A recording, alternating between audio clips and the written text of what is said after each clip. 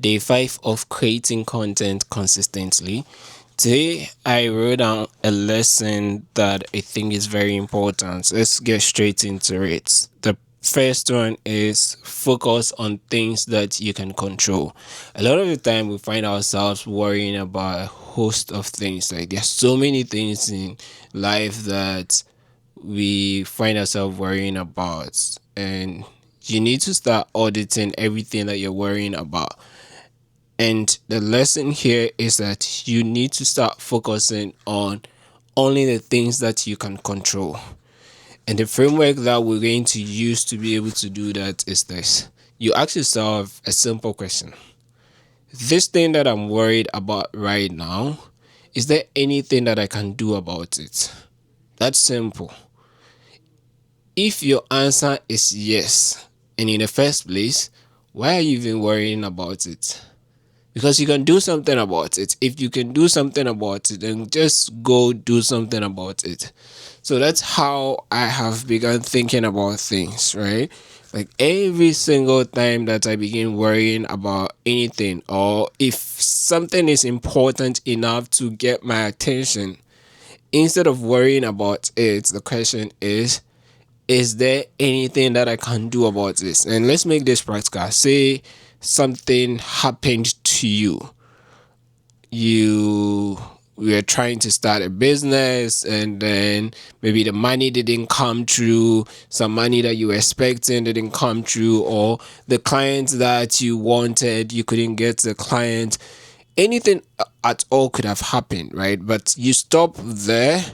Instead of worrying, you begin to ask yourself the question of, what is there anything that I can do about this? And if your answer is yes, just get up and go and do the thing. However, on the other side, if your answer is no, then my question to you is, why are you even worrying about it in the first place? Because you've already established that there's nothing that you can do about it. So you lost the client, you lost the money, the business didn't succeed. And if your answer to that question is no, I can't do anything about it, then what's the point of worrying in the first place? Right? I know it's easier said than done, but I think that this is a practical framework that we can all use. I personally have used it a lot, and nowadays I hardly ever worry about anything. Like, if there isn't much I can do about it, I just let it go. But if at least there is something, is there's an iota of thing that I can do about it, right? Maybe there's a way out. Then I'll begin to explore that way instead of just sitting and complaining. And unfortunately, we live in a world where we can't control all the variables in the equation in which we find ourselves in. Whatever situation you find yourself in, there are definitely going to be things that are beyond your control. And if something is beyond your control, why worry about it? Like, don't focus on those ones. And this brings me to, even in the context of content creation, for instance, when we create content, like me trying to create this content and publish it, you would eventually publish it on a platform which works on a certain algorithm, and the algorithm decides eventually who to show it to. Of course, there are ways that you can influence the algorithm, but then there are so many other variables that the algorithm uses to determine whether to push your content, who to push it to, when to show it, things like that, that you have no control over. Like, for instance, when I see a lot of people when they are creating, like, what is the metrics that they are going to measure their success against, they end up taking metrics that is beyond their control. So you're creating content and you're looking at, oh, my content, I would say this content did well if I had 10,000 views, or I had 5,000 likes, or I had 2,000 comments. Yes, I mean, those sounds good and great to have, but the reality is, do you actually control the number of people who get to see it? There are certain things that you can do that will increase the chances of it being seen. There's certain things that you can do to increase the chances of people liking or commenting on the video. But then you don't totally control how many people see the video, how many people watch it, how many people write comments, and how many people like it. So if you're going to measure your success of the content that you created on the external feedback that you get, which you do not control the input of, then are you doing justice to yourself? So how you think about it using this framework is more about, for the video to succeed, what is in my capacity to control? What can I actually control? So for instance, if you can control things like the quality of the audio, because if you put out a video where the audio quality is bad, no one is going to watch, right? Or sometimes even the quality of the video, to what extent can you control that? I mean, if the gadgets that you have allows you to a certain limit and you don't have beyond it, that's totally fine. But whatever you can control, maybe there's some setting on the device that you're using to record a video that you can control, so focus on that. Then the one thing that I enjoy a lot talking about when it comes to the things that you can control in content creation is the quality of the content that you put out in your perspective.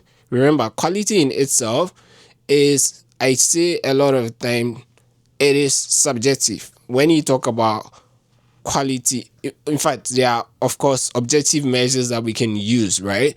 But when we are talking about quality in this sense, we are relating quality to value, and value is subjective because the person who is receiving it will determine whether this is valuable to me or not.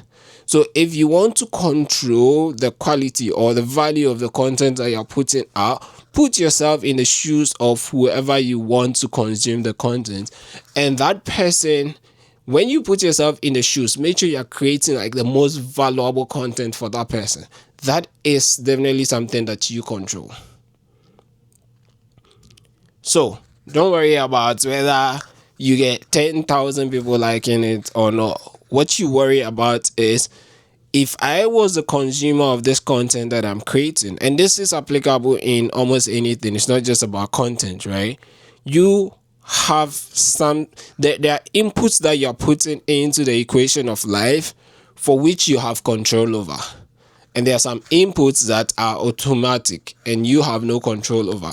So we focus on the ones that we have control over.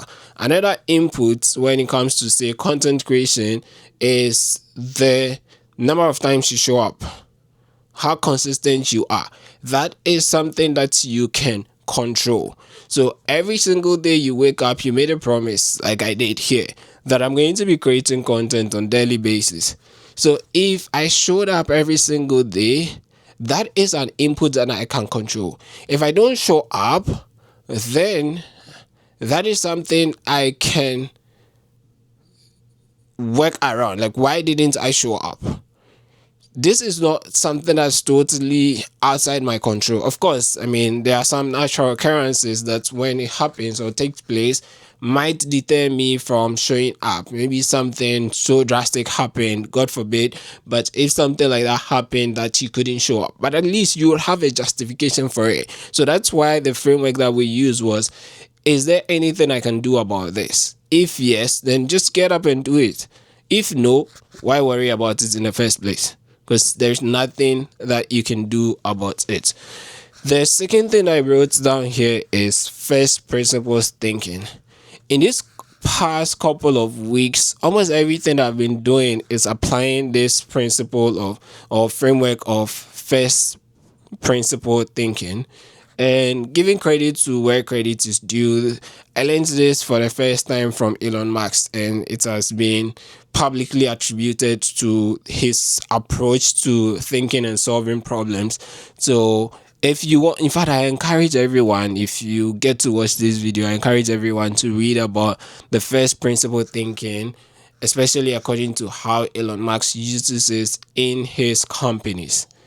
And for the past couple of weeks, I've been applying this to almost every problem that I'm trying to solve, like coming up with product ideas and identifying problems that I'm going to build software solutions for.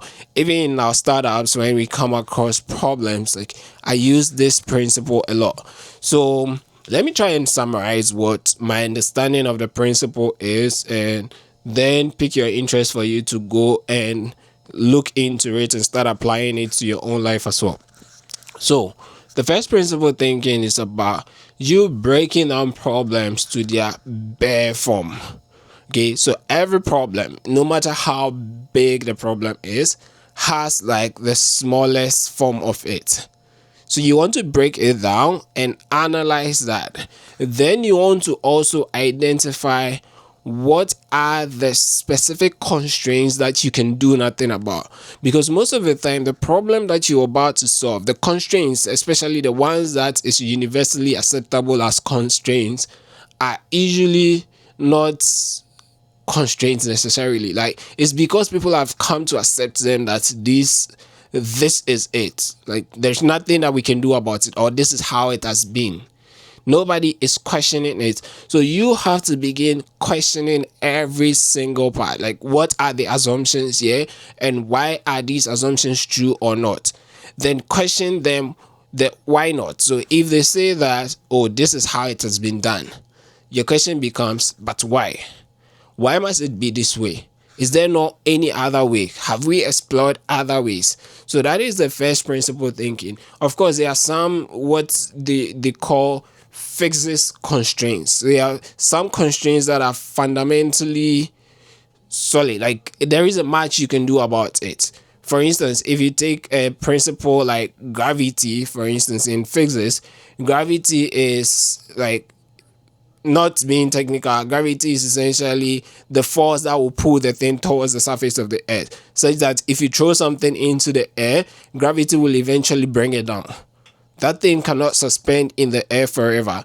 It will bring it down. So that is a law of physics that has not yet been broken. So to our best of our knowledge and understanding, that is a constraint that we cannot do anything about. However, there are so many other constraints and assumptions that we can do something about. But most people, because we are inherently lazy as humans, and that is the truth, we are all lazy. So for as long as they told us that this is how it is done, we accept it and we do it that way.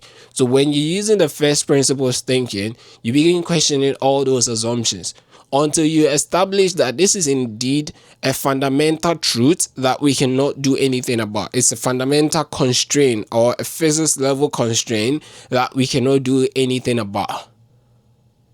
But for as long as you have not established that this is indeed a fundamental constraint that we cannot do anything about, you want to be able to do things about it. Like, don't just assume that it's impossible. In fact, when people tell you, if you come across any assumption that says that this is impossible, your question should be, why not?